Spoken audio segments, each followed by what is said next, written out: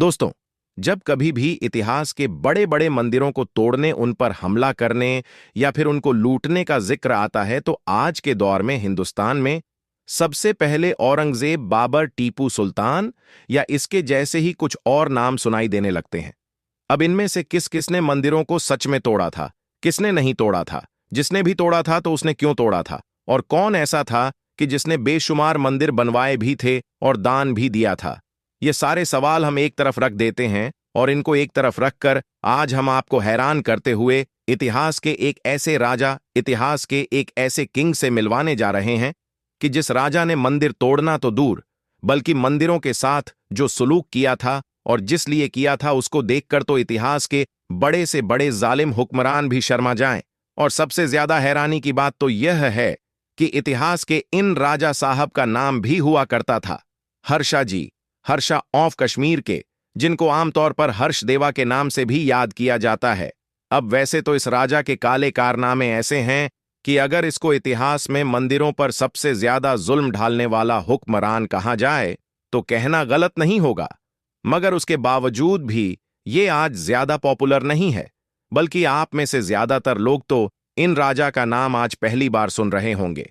उसकी मेन वजह यही है कि बाकी बादशाहों और सुल्तानों के नाम तो शायद सूट करते हैं, लेकिन इन राजा साहब का नाम ही ऐसा है कि जो आज की पॉलिटिक्स में सूट नहीं करता है। मगर कोई बात नहीं, क्योंकि जब कोई और नहीं सुना रहा है तो चलिए इन राजा साहब की कहानी आज हम ही सुना देते हैं। दोस्तों, इस कहानी का ताल्लुक है उस इलाके से कि जहां पर आज के दौर में कश्मीर मौजूद है। आज के दौर के कश्मीर और इसके आसपास के इलाके में आज से लगभग 1000 साल पहले एक डायनेस्टी या फिर सल्तनत, किंगडम, जो भी आप कह सकते हैं, वो हुआ करता था कि जिसको इतिहास में लोहारा डायनेस्टी के नाम से याद किया जाता है। इसी साम्राज्य के एक राजा थे जिनका नाम था हर्षदेवा।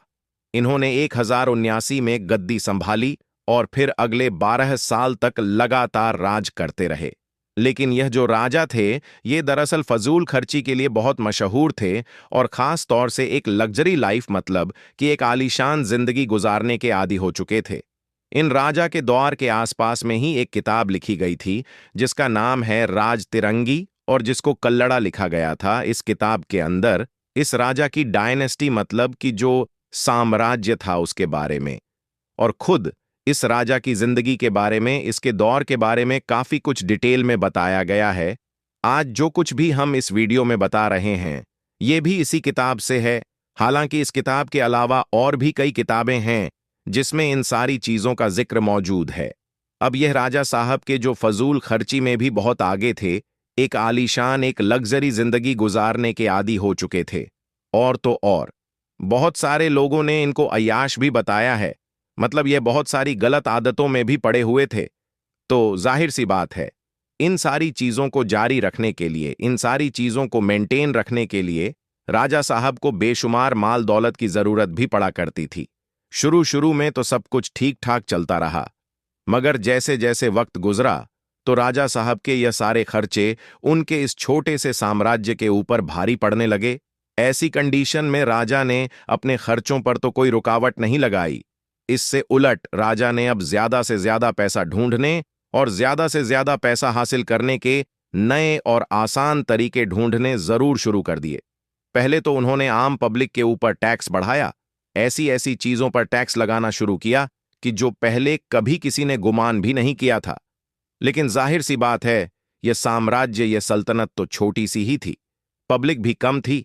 तो इतना ज्यादा टैक्स का पैसा भी कहां से आता कि जिससे यह सब कुछ ठीक ठाक चल पाता। इसीलिए माल और दौलत के नशे में और ज्यादा से ज्यादा पैसे की बेतहाशा तड़प के अंदर अचानक से एक दिन इस राजा के दिमाग में एक नया आइडिया आया,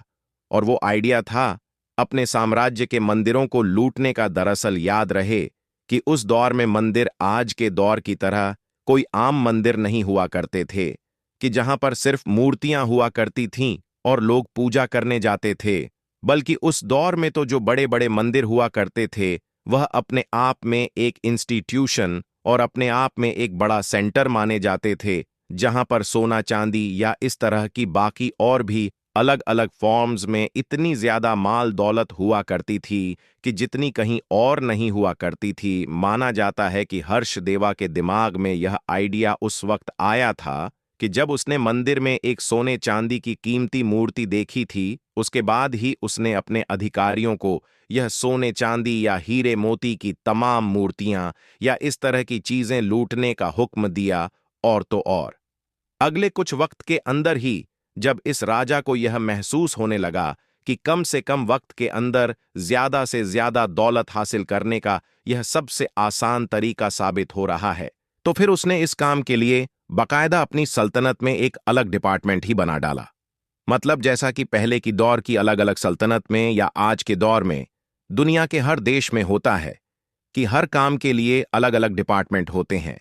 मतलब कि हिफाजत यानी कि जंग के लिए एक अलग डिपार्टमेंट, फाइनेंस मतलब कि इकोनॉमी चलाने के लिए एक अलग डिपार्टमेंट, एजुकेशन मतलब कि तालीम पर ध्यान देने के लिए एक अलग डिपार्टमेंट। बिल्कुल वैसे ही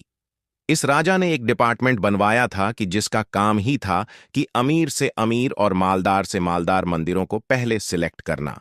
मतलब कि उनकी निशानदेही करना और बाद में वहां पर जाकर लूटपाट मचाना। मंदिर में सोने चांदी हीरे मोती से बनी हुई जिन मूर्तियों को लूट कर लाना मुमकिन हुआ करता था तो उनको यह लूट कर ले आते थे, और अगर लूट कर लाना मुमकिन नहीं होता था तो फिर उस मूर्तियों या फिर इस तरह की बाकी चीजों को तोड़ दिया जाता था, और फिर जो भी सोना चांदी वगैरह हुआ करता था उसको पिघलाकर सिक्कों में या बाकी चीजों में बदल दिया जाता था। अब हैरानी की बात यह है कि बहुत सारे लोगों ने जब किताबों में हर्ष ऑफ कश्मीर के बारे में यह सब कुछ पढ़ा तो उन्होंने ने यह एक्सक्यूज देना भी शुरू किया कि यह राजा कहने को था तो हिंदू ही, लेकिन यह मुस्लिम जैसा हो गया था, मतलब मुसलमानों के प्रभाव में आ गया था। मतलब इन लोगों के दावे के मुताबिक यह वह दौर था कि जब धीरे धीरे ऑलरेडी अरब की तरफ से हिंदुस्तान के ऊपरी इलाके में मुसलमान आने लगे थे और हर्ष ऑफ कश्मीर के दरबार में भी काफी हद तक मुसलमान सिपाही या इस तरह के लोग मौजूद थे, और उनके कहने पर या उनके इन्फ्लुएंस में आकर ही हर्ष ऑफ कश्मीर यह सब कुछ किया करता था। लेकिन साथियों, प्रॉब्लम की बात यह है कि जिस हर्ष ऑफ कश्मीर के बारे में यह दावा करने की कोशिश की जाती है कि वह दरबार में मौजूद आम मुस्लिम सिपाहियों या आम लोगों से इन्फ्लुएंस होकर यह सब कुछ कर सकता है, उसके बारे में यह नहीं बताया जाता है कि वह न सिर्फ सुअर पाला करता था बल्कि सुअर खाया भी करता था। तो भला यह काम करने वाले राजा को इस्लाम या फिर मुस्लिम सिपाहियों से किस हद तक इन्फ्लुएंस माना जा सकता है? और वैसे भी हर्षदेवा ने यह काम बिल्कुल शुरुआत से नहीं किया था, बल्कि उसके शासन का एक लंबा वक्त गुजर गया था, और आखिरी दौर में जब उसके इन बड़े खर्चों का बोझ उसकी यह छोटी सी रियासत नहीं उठा पा रही थी, तब जाकर उसने यह सारे काम करने शुरू किए थे। लगभग सभी ऐतिहासिक किताबों से और साथ ही साथ लॉजिक से भी यही समझ में आता है कि कश्मीर के इस हिंदू राजा ने जो इतनी बड़ी तादाद में मंदिरों को निशाना बनाया था, उसके पीछे भी वही रीजन था। वही वजह थी कि जिस वजह से ही इतिहास के और भी कई हुक्मरानों ने मंदिरों को इस तरह से निशाना बनाया था, क्योंकि उस दौर में मंदिर आज के दौर की तरह सिर्फ आम मंदिर ही नहीं हुआ करते थे, बल्कि माल दौलत इतना हुआ करता था कि माल दौलत के मामले में समझिए वह बैंक हुआ करते थे। बाकी आखिर में हम यह जरूर जानना चाहेंगे कि आप में से कितने ऐसे लोग हैं कि जो इस वीडियो से पहले से ही हर्ष ऑफ कश्मीर यानी कि कश्मीर के इस हिंदू राजा के बारे में जाना करते थे। कमेंट्स बॉक्स में जरूर बताएं। वीडियो अगर जानकारी से भरपूर लगी हो तो लाइक करने के साथ साथ दोस्तों के साथ जरूर शेयर करें।